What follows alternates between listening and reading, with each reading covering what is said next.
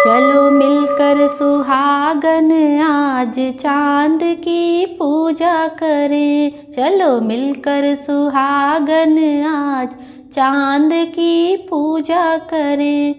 माथे पे बिंदिया, बालों में गजरा, होठों पर लाली, नैनों में कजरा, करके 16 सिंगार चांद की पूजा करें।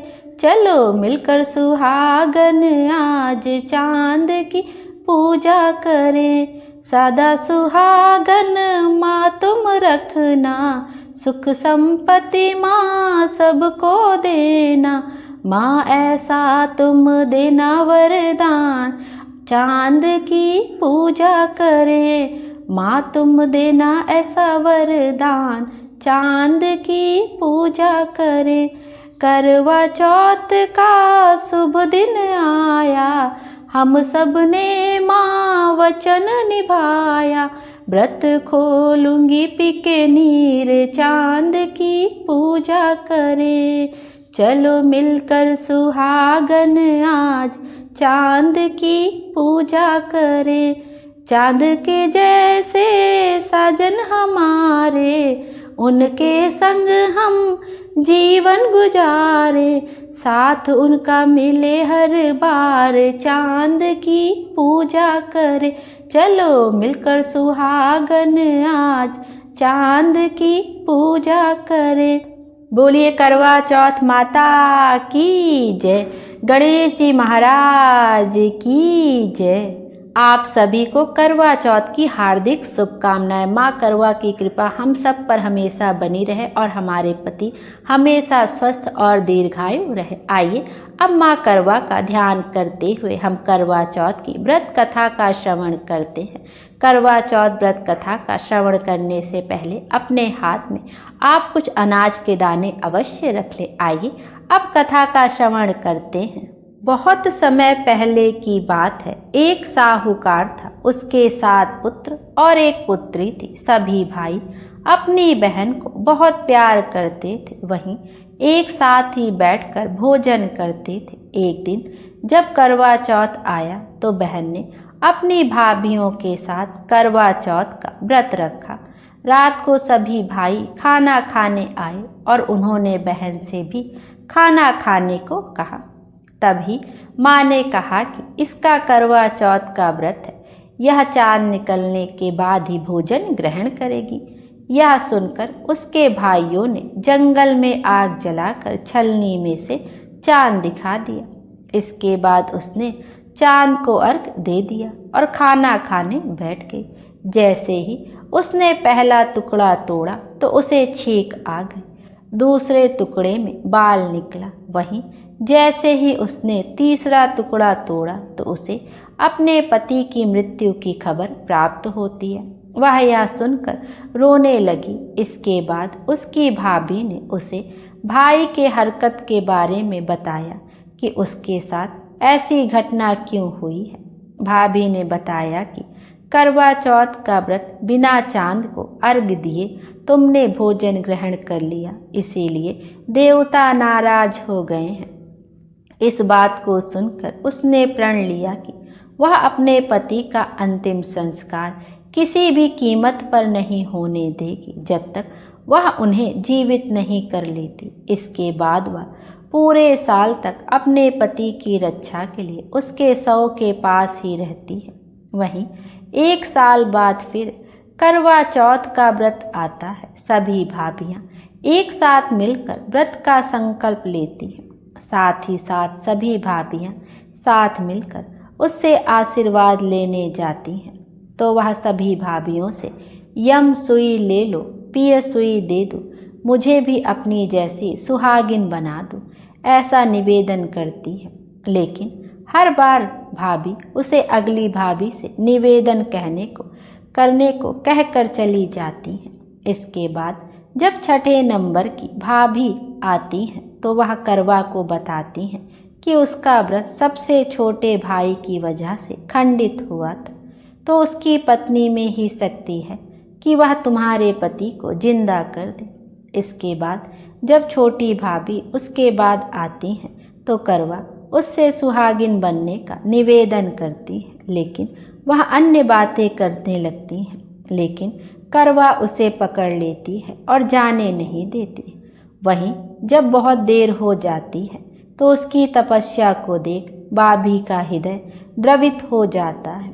इसके बाद वह अपनी छोटी उंगली को चीरती है और उसमें से अमृत उसके पति के मुख में डालती है।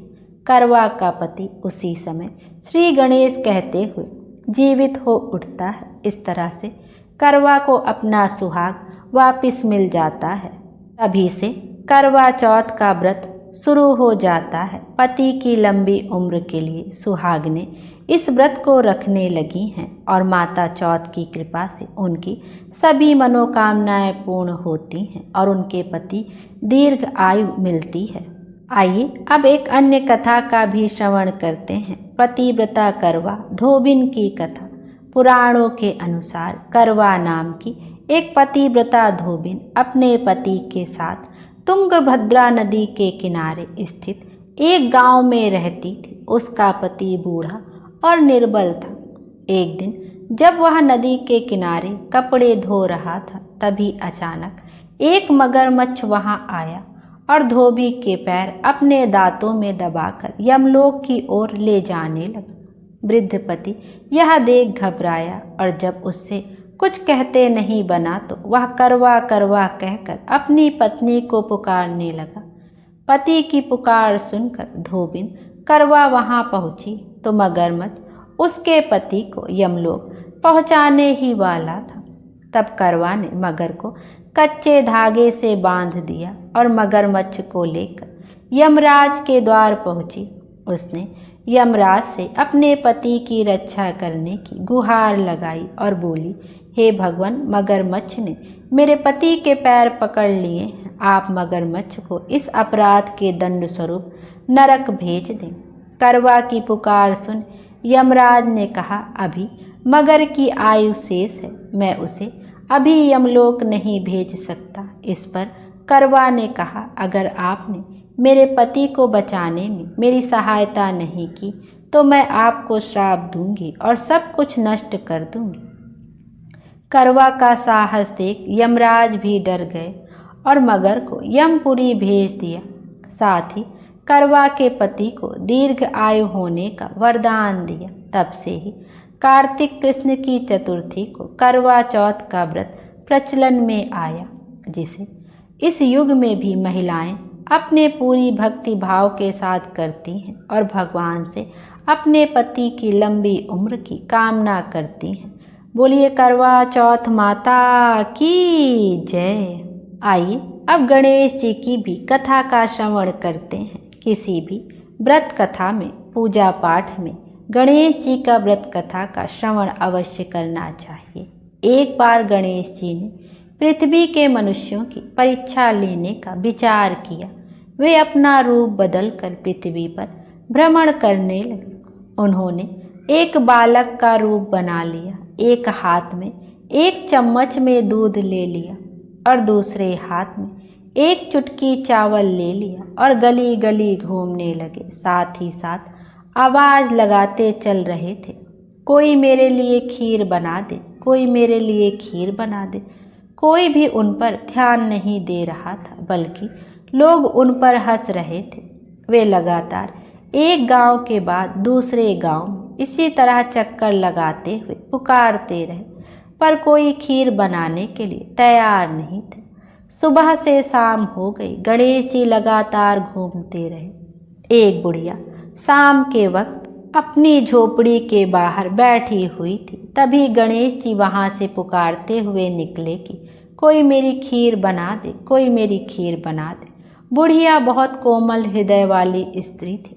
उसने कहा, बेटा मैं तेरी खीर बना देती हूँ। गणेश जी ने कहा, माई अपने घर में से दूध और चावल लेने के लिए बर्तन ले आओ।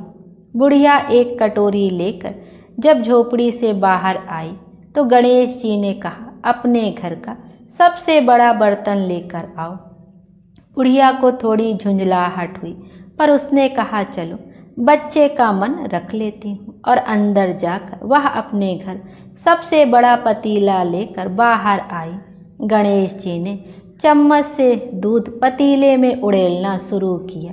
तब बुढ़िया के आश्चर्य की सीमा ना रही जब उसने देखा दूध से पूरा पतीला भर गया है। एक के बाद एक वह बर्तन झोपड़ी से बाहर लाती गई और उसमें गणेश जी दूध भरते चले गए। इस तरह से घर के सारे बर्तन दूध से लबालब भर गए।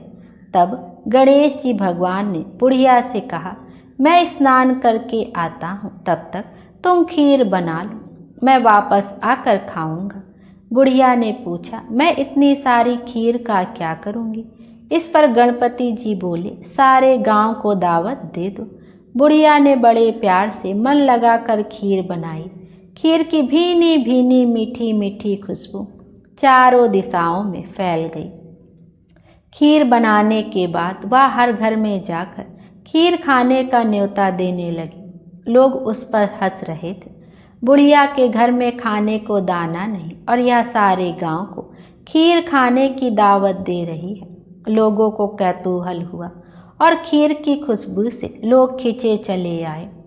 सारा गांव बुढ़िया के घर में इकट्ठा हो गया। जब बुढ़िया की बहू को दावत की बात मालूम हुई तब वह सबसे पहले वहां पहुंच गई। उसने खीर से भरे पतीलों को जब देखा तो उसके मुंह में पानी आ गया। उसे बड़ी जोर से भूख लगी हुई थी। उसने एक कटोरी में खीर निकाली और दरवाजे के पीछे बैठकर खाने की तैयारी करने लगी। इसी बीच एक छींटा गिर गया और गणपति जी को भोग लग गया और वो प्रसन्न हो गए। अब पूरे गांव को खाने की दावत देकर बुढ़िया वापस अपने घर आई तो उसने देखा बालक वापस आ गया था।